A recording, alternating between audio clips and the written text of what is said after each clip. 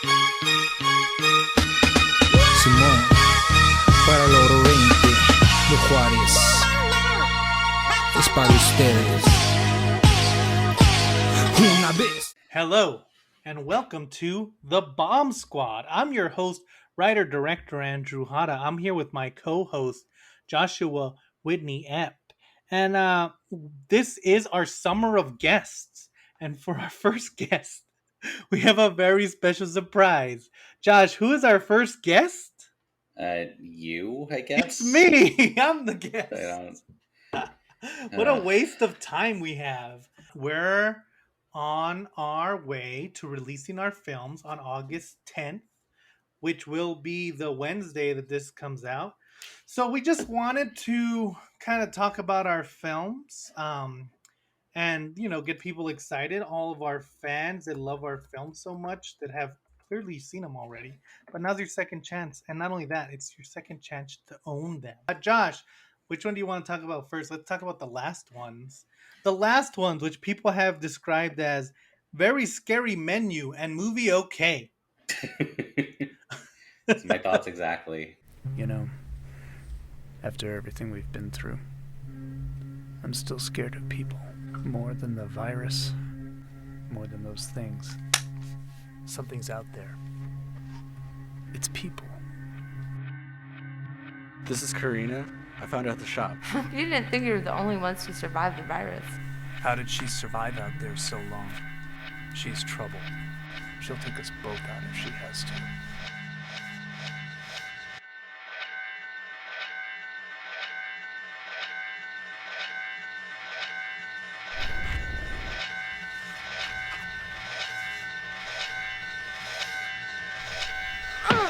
People.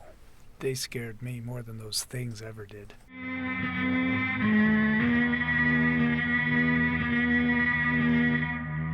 Yeah, it's a zombie film.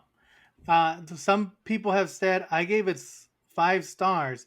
I'm surprised this movie hasn't been told before or actually happened in reality. Give it a chance. It's not what you would expect. That's right. That's right. Are you trying to look up the name of the random YouTube commenter who said that? That's right. Other guy who said that, he was like, there was one guy who was like, if I was stuck on a desert island and I had to pick a movie, I would throw this movie in the ocean. And it's like, well, yeah, you're stuck on an island and I'm making movies, son. Can't even watch it. No electricity. Yeah. I mean, what are you gonna do? What are you gonna do with it, buddy? You better eat it.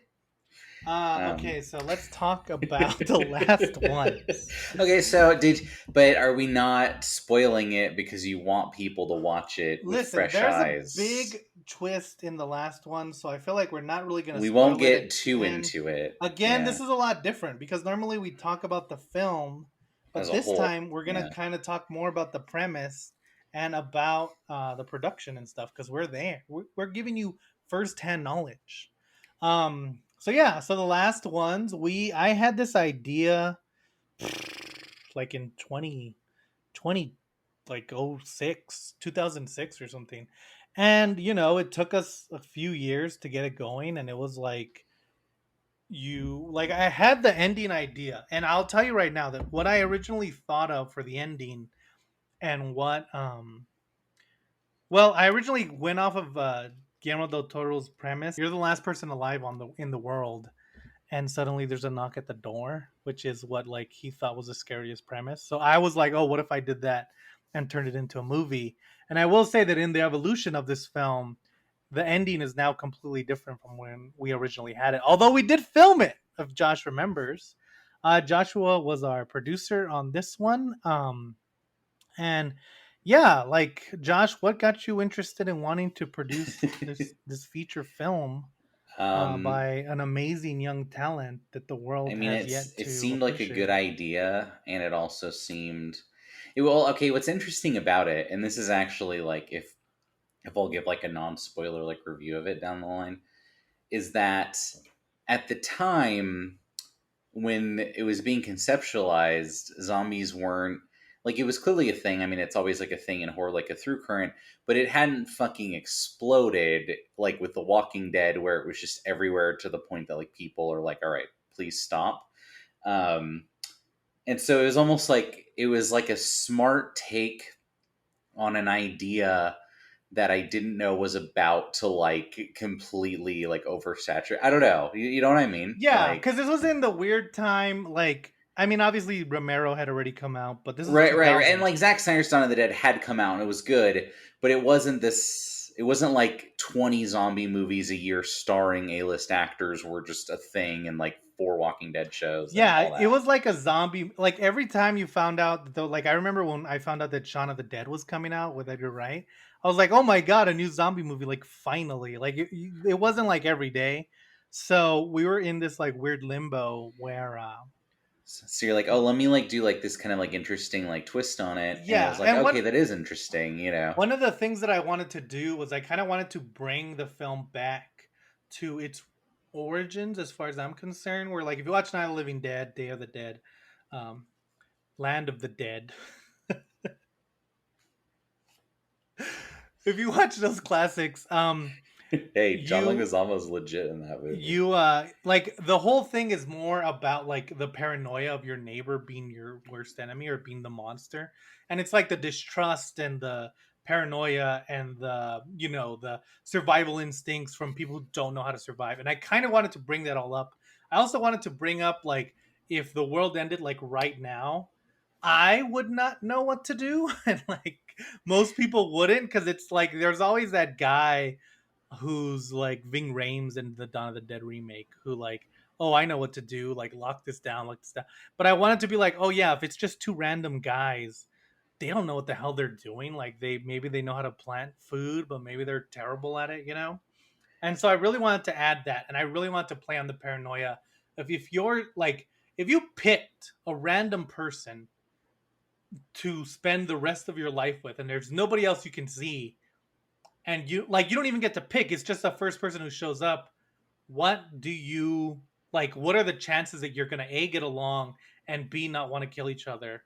And so I really wanted to play with that idea, and that's kind of um what like where we came from, and that's the real premise that I wanted to deal with, like these guys who don't really know what to do, who are kind of running low on supplies. It's like 6 months into the apocalypse, so it's like at the point where they're running out of food, electricity's going out, and so they're about to have to answer some hard questions, and we really wanted to play with that idea. No, okay. What I mean, I watched it again today for the first time in probably 5 to 8 years. You know, like it's been a long time, and it's obviously it's rough around the edges, but it's also one of those things where I don't know how rough it is because I'm seeing it as someone who was there the entire time. So maybe something where I'm like, oh, this is rough as hell won't look as rough, but I still think people will be like, okay, this is like a little bit, you know. Yeah, I think like, and that's the thing, because I've seen people watch this movie, and I know like when I mean, there's that thing. I was talking to a friend who's also a director, and we're talking about how like you never really watch your movies back again because I know this movie inside and out. Like not just like the story, but the editing, but the sound, everything. And so I know all the problems with it. And I know all the pluses with it. And so like, but you tend to focus on the problems. So I don't really ever need to watch it again. Like if you explain to me a scene, I'm like, yeah, I know every line of dialogue. I've lived with this movie Well, I've for also like I've seen. I mean, and 6 years. you've seen Yeah. more versions, but I've seen like 5 versions of this. So I was like, oh wait, wasn't there a scene where like they shoot this guy? And I was like, oh, I think you just cut that entire sequence for good. Like the movie definitely like is the best it's ever been.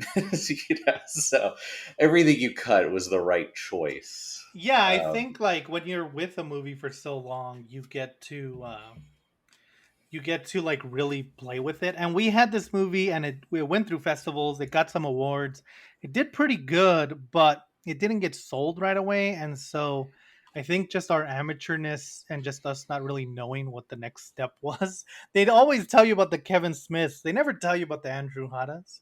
um they So we like didn't know what to do with it, and we just had this film, and I had it for years, and I was like, well, eventually I was like, well, let me see if I can get it sold or published or something, or distributed or something. And like that's when it started going off the ground. But in that time, like we were really able to like get it to the best it could be. It's one of the reasons, like the film is in black and white. I think it's the first zombie movie that's ever been in black and white. And the one of the reasons we did that is because I feel like this film, I always like to refer to it as a zombie drama. And so we if when it was in color, I feel like people weren't really expecting the kind of somber, tense Yeah, they're like, thriller that it where's the is. headshot blood Yeah, they spray? like Yeah. especially when we were playing like Fright Night Film Festival, people were like, "What the hell is this?" So we really wanted to like get people into the mindset of like, "Hey, this is a little bit more somber and a little bit more realistic." And so like putting it in black and white was like one of the best decisions we made. But yeah, I mean, originally, if we had sold it right away, it probably wouldn't have been in black and white. It would have been in color. We also shot it on a Red One, if anyone knows what that is. It's a very expensive camera, and also it overheated every single day. If anyone, I if mean, anyone's thinking of it, we did live in a desert, so it was the middle of July, and also, yeah, that was just one of the challenges. But yeah, yeah. I think that's one of the things is like when you with it so long, you're just you really get to find out what But makes it tick, you know so to what's speak. interesting about it is because, and this is kind of one of those things where you can only see it looking back, and this was my like, oh man, this is actually weirdly like smart and relevant of like, Well, you it's know, it's it's like I always say, like from the outside looking in, you could never understand it, and from the inside looking out, you could never explain it. That's how I explain that's how this you movie. famously describe Last That's Ones, I yeah. think I'm the only person who's ever used that line. Okay, but go ahead. No, okay. So it's like, you watch it and there's this like sense where it's like obviously it's like this minimalist kind of drama take on like a horror movie, and you can kind of look at it and be like, okay, they did that because they had no money, which is true. But at the same time, what's interesting is that you were writing it was like a college student, right? Yeah, And we were in college. the whole crew was just like college kids, and a lot of it is like you describe the movie as like, okay, these two guys who don't know what they're doing, just trying to survive, kind of like get through that. But it's almost like this interesting like they're like pretending to be smarter than they are based on what they think they would do in that situation. You know what I mean? Like there's a lot of stuff where you don't really think about it, and if you like you're like, okay, I don't know if this works, where like John has like an injury. The two characters are John and Michael, and they keep wrapping it, but it's like, how much is that really helping, and how much is that you just thinking you know what you're doing, like like applying like a medical decision to it. And it's kind of this interesting like, okay, these are like kids trying to pretend they're like survivors when they're clearly not. And that's kind of like it's played into later when they meet a real survivor who has kind of been on the road and stuff. So it's like, oh, they have no idea what the fuck they're doing. Like they're just Yeah, kind of like, I would one of the things I did was I was kind of obsessed with like learning about like what you would do in an apocalypse, and like at what point would the electricity turn off, and at what point would the food go bad and stuff like that. And so a lot of times I would look it up and then I would do the opposite of what a right. survivor would do, like just to be like, oh yeah, these guys are dumbasses. Like there's a scene where Michael wants to cook or plant vegetables, and John is like, "Why? Why do you want to do this?" It's like, "Because we're gonna die, you dumb moron." Yeah, and they never outright say it. Well, I guess they actually do. Like they mention it near the end of the movie, but they've essentially just been living on like scavenge stuff, and it's running out, and they don't really know how to plant crops. And at one point, it's like, well, what if we bring cows? And it's like, and then what? What the fuck are you talking about? And it's like, Yeah, like how? yeah, and they're like How are we gonna do that? Yeah, drinking like expired beers because it's like, what else are you gonna do? And they even kind of have like a lot of like chats with each other about like, oh, here's how I want to die and stuff. And it has this like very like, oh yeah, like I'm this like deep like survivor, where it's like, no, you're just this like dumbass kid caught up in this. I don't know, it was interesting like in that way. Like how Spielberg, right? Steven Spielberg, are you familiar with him? no, I don't. I'm not. He's a director. Is he the Uh, guy who made Ready Player Two? But okay, like you know how in Close Encounters of the Third Kind, um, at the end the dad goes with them, like the aliens on the spaceship, and it's like at the time Spielberg's like, "Oh, that's the most like heroic, cool thing you do," but like later he's like, "Well, looking back, that's an example of how selfish I was as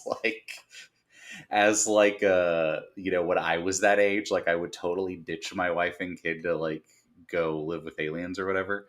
It almost has like the whole film has this feeling of like, oh, this is how like we're a bunch of like college kids making a movie, and this is exactly how every one of the people making this movie would act and think they're doing the right thing, like in the movie. You know what I mean? It's like an interesting like criticism of like how shitty we are. Yeah, and I think like that's an important distinction to make, not just about this film, but about all films. I think like there's that idea that Steven Spielberg's like, oh, if I made Close Encounters of the Third Kind today, Richard Dreyfuss wouldn't have gone off with the aliens. Like he wouldn't have Right. abandoned his family. And I think like that's an important thing about any artist is like you kind of have to take their art at the fact that they did it at a very specific time. I mean, look at Eminem. He's kind of evolved as like he used to be like a shock rapper, and now he's kind of rapping about he's gotten more political. I mean, he's always kind of political, but now he's like blatantly talking about politics, you know. Or if you look at God, who else is an artist? If you look at like Guillermo del Toro, just like his bigger budgets, it's like added more uh, limitations and openings for his stories. And so I think as Yeah. any artist, you're just gonna always see it from that point of view, from who you are at the time. And at the time, I was like a college kid with the like just a normal college kid, and so it was very much in that aspect. Yeah, And it's like capturing that like you couldn't make the exact same movie today because you don't have that mindset today, and you almost have to like obviously in the movie they're they are kind of full of shit and they don't really know what they're doing and they keep making mistakes, but you almost have to believe in their bullshit to like make that movie. You know what I mean? Like you have to believe earnestly in what they're doing the same way they do to make that movie. And that's when I was like, oh, it's so interesting that like this has like the feeling of like a 20-year-old who doesn't know what the fuck they're doing, you know?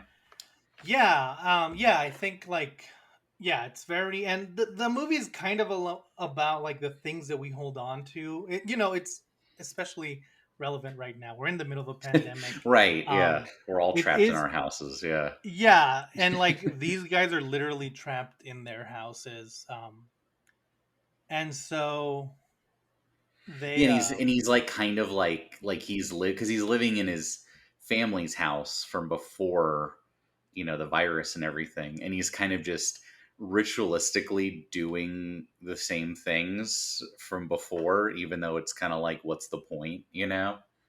yeah. Yeah. Yeah, and there was another deleted scene. This one we didn't film, where I had the character like print out, and this is to show you how long ago this was written. But he printed out his MySpace profile, and he would just religiously check it and like check the comments. And one of the Oh reasons I yeah. took it out is because when we were shooting it was when Facebook was starting to come up, and it was like even then I was like, okay, these social media things aren't gonna last that long. Hopefully they won't bring about the end of times. Um, I was very prolific, but I know. Yeah.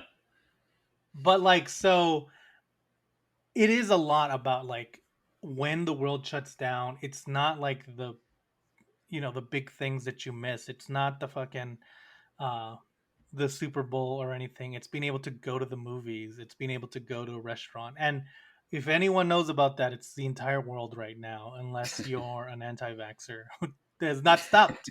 Um, so yeah, I really wanted to play with that idea. Then you are the virus. You're Yeah, you're the one spreading it. Yeah.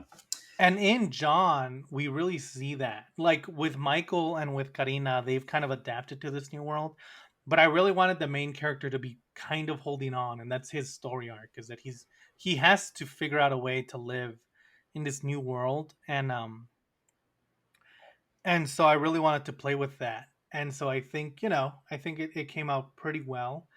Um It's also definitely an emotional psychosexual angle to it too. That's pretty interesting, but I don't want to spoil it. But So it stars Mark Oseguera, who is LGBTQ, and he plays John. He was his first acting role. We've actually worked on other things that we'll talk about in a second. um, and we also it also stars Algernon de Amasa as Michael, who's like the older protector, and it also stars Marcel Bowman as Karina, who's the other survivor who comes in, who we haven't really talked about just because she's more of a spoiler than anything else. Like she comes in about 30 minutes and she kind of takes the film and goes with it. upsets the But yeah, dynamic. Yeah. I think with Mark, like, because I knew Mark from school and we had worked together on like all our productions just by being friends, where it's like, oh yeah, let me help you with this. Yeah, help me with that. And he has this kind of not innocence, but he has this kind of like you want to root for him, you want to kind of hold him and take care of him, and you needed that in John because again, it's very easy for John to become annoying with the fact that he's like clinging to the past. He's kind of And helpless. He has like an he's injury. kind of helpless. Yeah, his arm is hurt and it constantly gets needs bandages. He's scared of the dark, or he doesn't really leave the house, and so you really wanted that. You have to like him right away, or else you're just not gonna like the film. And Mark brought that to the table, and I think that it worked out well, especially with him being kind of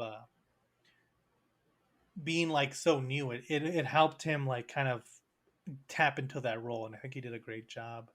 And then you have Algernon de Amasa, who plays Michael, who's like the complete opposite, where he's like this strong protector. And speaking of that, Algernon is also the complete opposite, and he's like a Buddhist. Oh yeah, he's like the most pacifist. He's gone on to be a reporter, but yeah, it's funny to think like he would come on set and he was like reading a book of philosophy and a book of poems, and he would tell us about uh like living spiritually and how he was like going to Rome to like practice Hamlet, and then like his characters like shooting zombies.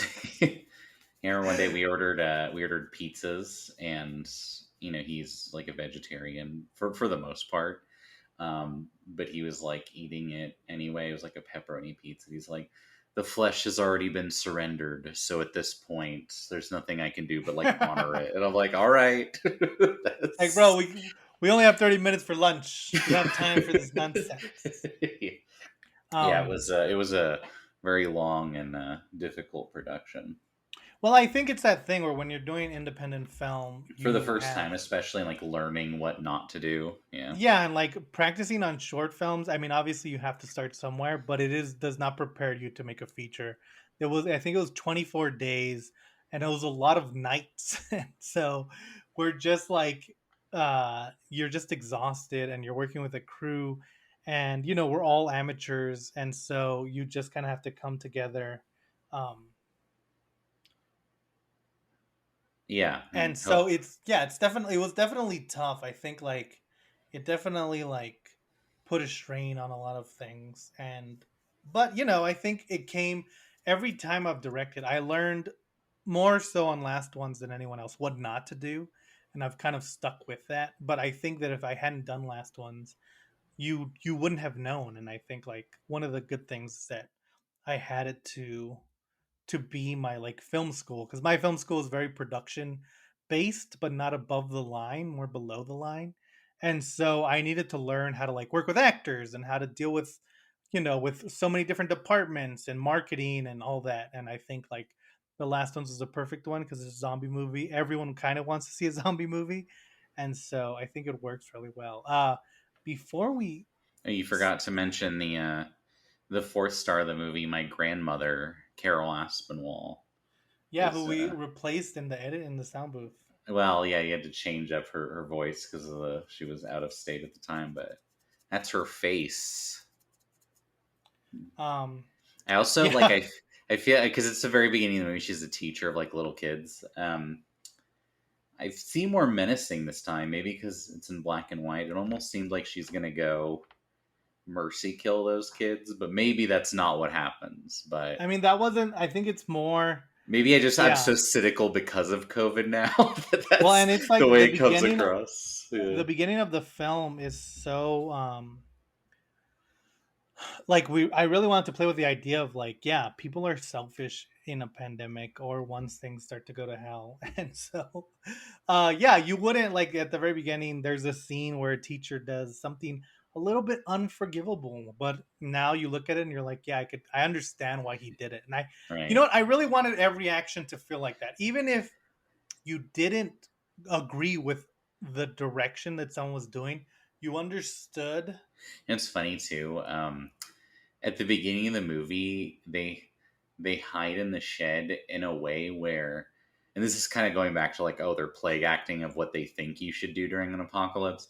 It's like there's no reason for them to hide in the shed because it's like the family is dead in there, so the virus would be there. It doesn't matter, but it is funny. You know what I mean? Like it's like Yeah. they screw up at every level in a way you don't really appreciate because the movie never like explicitly tells you like look at what fuck ups they are. But if you're watching it, you're like, oh Jesus, they don't know what they're doing. Like Yeah. Yeah, it is this weird kind of like how do they get everything wrong? yeah. But they have enough supplies they can keep screwing up and not realize it like for quite a while. Yeah. It's cool. I was going to say also that we had oh yeah, I just wanted to talk a little bit about Marcel Bowman. Her character is kind of a spoiler in that she kind of turns everything on its head. I think she did a good job. I mean, she was like I think the most experienced. Well, her and Algernon were pretty experienced, and again, I think that helped surrounding Mark with experienced actors. But I also think that she was able to come in because she was filming another movie at that same time, and so it was like you had to schedule around things, but you want someone who's just going to be able to come in and do the role, and she has like the role of Karina is kind of packed with like she has to do a lot of stuff where again she has to be a survivor and she has to be vulnerable in a way that the other two are not, where she's the one who has the biggest idea of what's going on in the world at this point and she's the most knowledgeable one. And so um she had a lot to do, and I think she was able to knock it out of the park. I get the most comments about, well, Michael and Karina are the ones that people are like, who was that? Um, and I think it's because they had a lot more flashy roles than Mark. My lead characters are always not as flashy as the other characters, Kind of down note, yeah, but it works if they play but off someone big. I think Yeah. they always kind of have to be, yeah, especially like with this kind of film. But yeah, I think that the film it also has a huge twist other than Karina in the middle that I didn't want it to be an ending M. Night Shyamalan twist. I wanted it to be a twist in the middle and then have the characters have to react to said twist. I won't give it away, but look out for that because I feel like it It's makes gonna the knock movie. your socks off. It's gonna knock your block off. You should say the music is also quite good. The score. Yeah, the music was by Jordan Schreitz, and he just like the funny thing is that he just gave me like a million pieces Like of random ambient musical yeah, backdrop. and Yeah. I literally had to compose the music and put it together so that it would make like it would have sounds and like sound like a It's song. good. And that final song, like we originally had a licensed song that I think we eventually had to drop over a dispute. But the song that's there now is I was like, oh, this is nice. This is cool. Yeah, the song that's there now is by someone else. I think it's by Pablo Medina. Pablo Medina Because plays he's a cool a guy. zombie. We called him the Zombie King. No, he's not the Zombie King. He's No, he's just a just Pablo zombie. just a zombie. Yeah.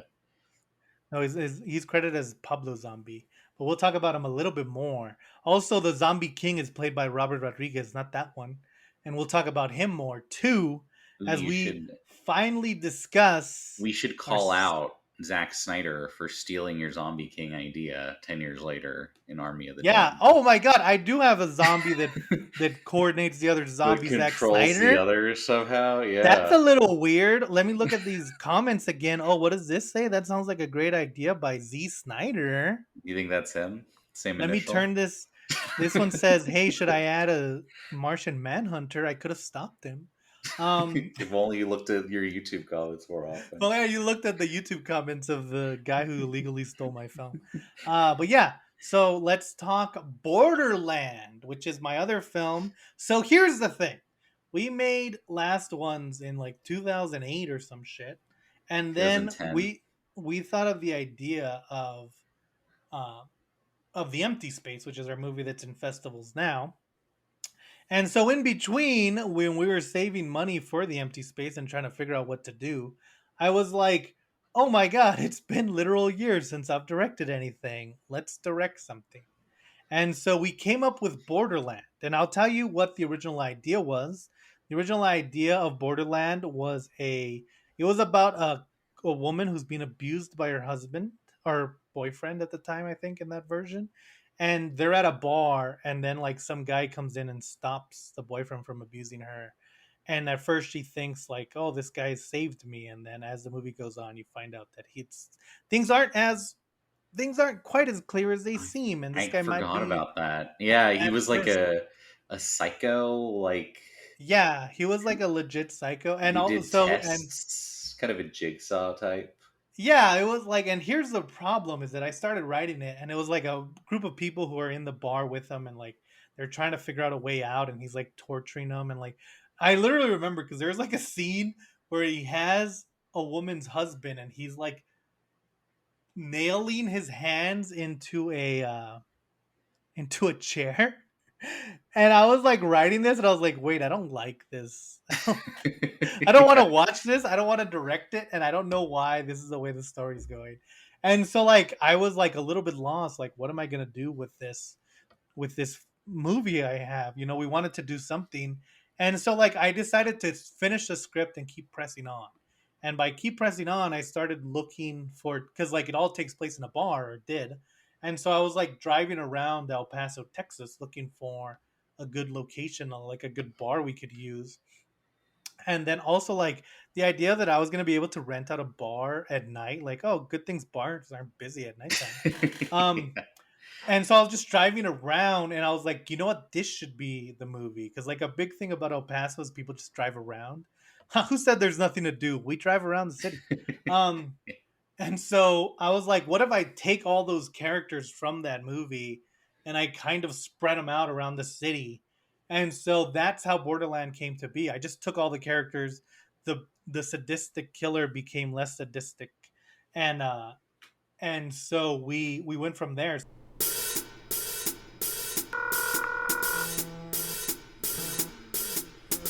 Bueno, we got robbed. Okay? In a world powered by violence. On the streets where the violent have power.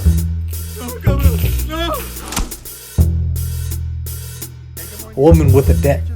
Just one night and your debt is free, like it never happened. And a man with no name will have until sunup to find the cartel's missing cash. What if we don't find the money? Then they send somebody else. Boom! Somebody worse. On the border of good and evil, right and wrong, Give me a fucking address! life and death lies the borderland. Borderland, an Andrew Jara film, available now on Blu-ray and DVD. And yeah, it's a very simple plot. It was essentially like I thought about all the locations I could get, and then I wrote a scene at that location. Yeah, you'll see a lot of houses. They do still go to the bar, but just for one scene. Yeah, they start at the bar now. And yeah, so we got there was a comedian that I liked from a podcast that I used to listen to. And his name was Joe Sinclitico, or Joe King at the time. It was like his stage name. And so I knew that he, like, on the podcast, he talked about wanting to get into acting. And so I asked him one time, just like out of the blue on, I think Facebook, because we were like Facebook friends. And I was like, "Hey, how serious are you about acting?" He said, "I'm very serious." So, and I wanted him for another role in The Empty Space. He is in The Empty Space, but he has a different role. And so I had thought about him, and then I was writing this script. And I actually wanted to bring back Algernon from the last ones, and I had this girl that I knew that I wanted to be Sarah, and they both like dropped out at the last second. So at the last second, I asked Joe. I hadn't prepared to bring him on because I felt like he was a little bit more too prestige for me at the time. But luckily he agreed to it, and it started a good working relationship. And that's how we got Joe, which was awesome. And then we also another the actress who plays Sarah, Charlotte Vale Efron. She was she's an artist, and she was out of Nashville at the time. And again, I wanted her to be in the empty space. I mean, things didn't work out. It was years in between, but we Sometimes life happens while you're making other plans. you know what? I always say that that's what I say. I came up with that. The thing I always say is that sometimes life gives you lemons. And so I reached out to her and I said, hey, I have this feature that I want to do. And then I told her like, oh, would you like to audition for Borderland, because our actress just dropped out? And she said yes. And then so we gave her the role kind of as an audition. A lot of this was auditions just to see if we could figure out. There's also an audition for yourself to see if you could shoot a movie with like one crew member. I wanted to see if I could shoot a movie with one crew member, or like with our limited resources. And then I wanted to see if I could direct without like going like having a mental breakdown like on the last ones. And so it was a lot of like trial and error. So we really wanted it to be fun. That's why another reason why we dropped the torture porn aspect is that I wanted it to be like a fun script, kind of like I call it a mexploitation film. Like it's like that movie you find at a drive-through at 1 a.m, and you're like, what is this? This is weird. And so that's kind of what we went with it. And so, like, yeah, once we had Joe and Charlotte Vale, we just kind of went from there. And Josh, you had us put a scene in the film. Like you said that there was no way I you were going to work on definitely this fought against this scene if it didn't have it. So look for Josh's scene. I mean, he said, I have to play this role. You don't have to look for my scene. But yeah, we really wanted to just have fun. And so, like, you know, I just got everyone that I could, and we brought them together, and it really was it's fun set. It's ridiculous, but it's so like they have such a good back and forth, like the driver and the stranger, as they go around, and he's kind of like telling her the ropes, and they're like just kind of like bullshitting together. Like it really does kind of carry, like there's this momentum to the movie, even though it's just about driving around somewhat aimlessly. It's yeah, it's definitely that movie where like there's not a lot of drive around movies. Like you have Collateral, obviously, like American Graffiti, but I really wanted to bring back that like, oh yeah, it's just people shooting the shit and like arguing their life philosophies, like based on who's right and who's wrong, and like in between they just happen to go kill someone every once in a while. And Mark comes back briefly, like it was a lot of fun. as And a cowboy. There's a cameo as Mark, because in between shooting the last ones and shooting Borderland, Mark Osiguera, he's been working crew on a lot of Austin productions. I think he's moved now to like Las Vegas, but he's on crew, and so I brought him aboard to be like my camera guy, like everything. It was just me and him, so we really did everything. And like, yeah, so it was fun not only to work with him again, but to like give him a little cameo, because that was fun. And also, we already had that, like, you know how like you get, well, I don't know if you know this, but when you work with an actor for so long, you kind of get that like shorthand speak, and we definitely had that, which made it way easier to work as a team, especially when it like a lot of times it was just us, and it was. I was there. I was there for like, I don't know, a few days. I definitely wasn't there for the whole. Yeah. Thankfully, because what a hectic nightmare of shooting that was. Yeah, I think like, and here's the thing with Borderland is that we made it for like literally no money, and so it was just a case of anything that it did was good. Like if I like originally I was gonna like release it because it's broken up into parts like a Quentin Tarantino film, and so originally I was just gonna release it on YouTube in parts, and it was the same thing where we got into a few festivals, we played it. It was funny, like I got into a Latino festival, and like the other film that played with us was like about this like guy who, like, it was like an immigrant story about like a veteran who like deported and shit. And then mine was about a lawyer who does so much cocaine that he dies on the spot. Yeah. And then like we did the Q&A, and some guy, like, they asked the other guy a question, and he was like, well, you can't make a movie with just a crew of 2 people. And then they asked me the same question. I was like, oh yeah, we had a crew of 2 people.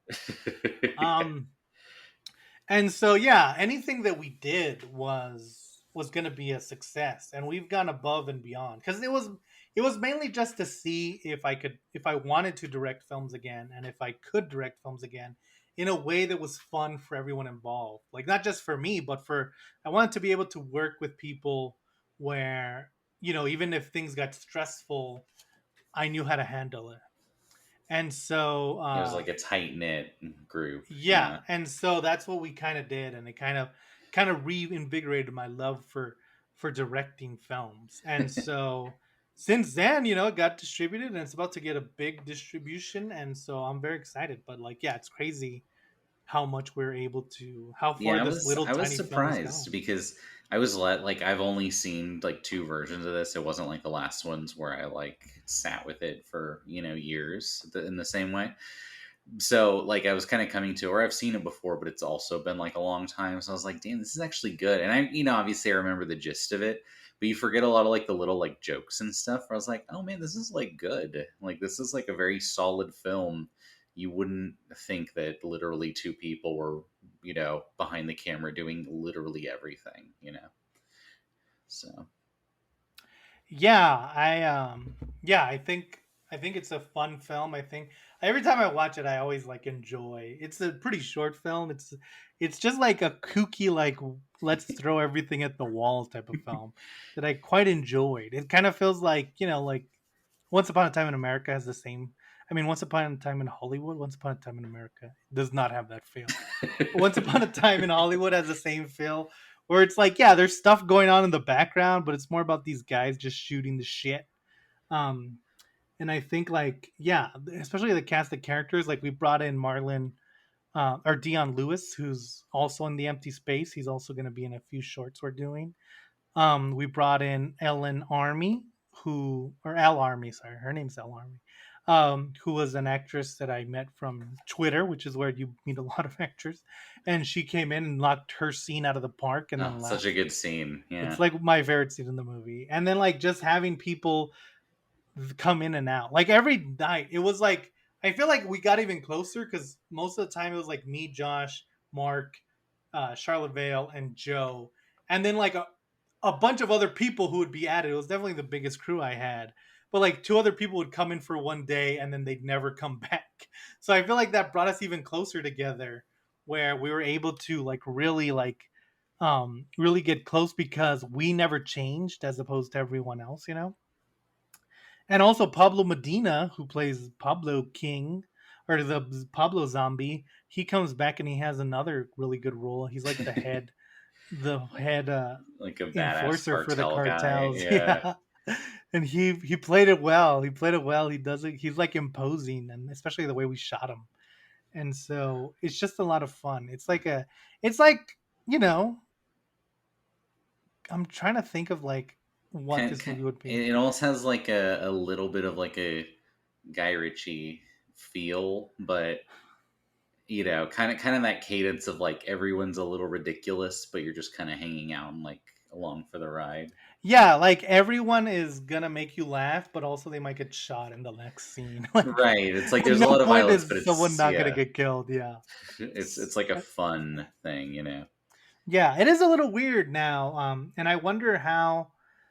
Because we even make a point of it in the film, even though it's not a serious film. We do make a point of saying that El Paso is like the safest city, and like now with Trump and a bunch of these Republicans like trying to paint El Paso as like this hellhole. Oh, that like the political ramification. Yeah, I don't know. Yeah, I do wonder about it, especially as like I am a Mexican director, so I do think about. And at the time, I was like, Oh, this is You're just a saying they're fun going to film. cancel you for this one. I don't think they're gonna cancel me. I just think that like it's not for Republicans. Yeah. No, none of my art is ever for Republicans. So just keep that in mind. Um, but yeah, I think like I do wonder how like someone from the Midwest would feel about it. But I also like see But you people also from make, like I mean, because the point of it is to like the biggest killer in the movie is a white guy, and the movie like addresses that like up front, you know. So it's like it's clearly like kind of a satirical thing. So I don't know. I think it would be fine. yeah, it's more like if you're someone who doesn't believe masks work, you're probably gonna think that this is really how El Paso is, but it's not. Yeah. So yeah, it's not for dummies. Um, but yeah, I think Borderland, and also for the music, we got William Murdoch, who edited the last ones. He also worked a little bit on editing The Empty Space and a little bit of music on The Empty Space. And this one, he's just doing the music.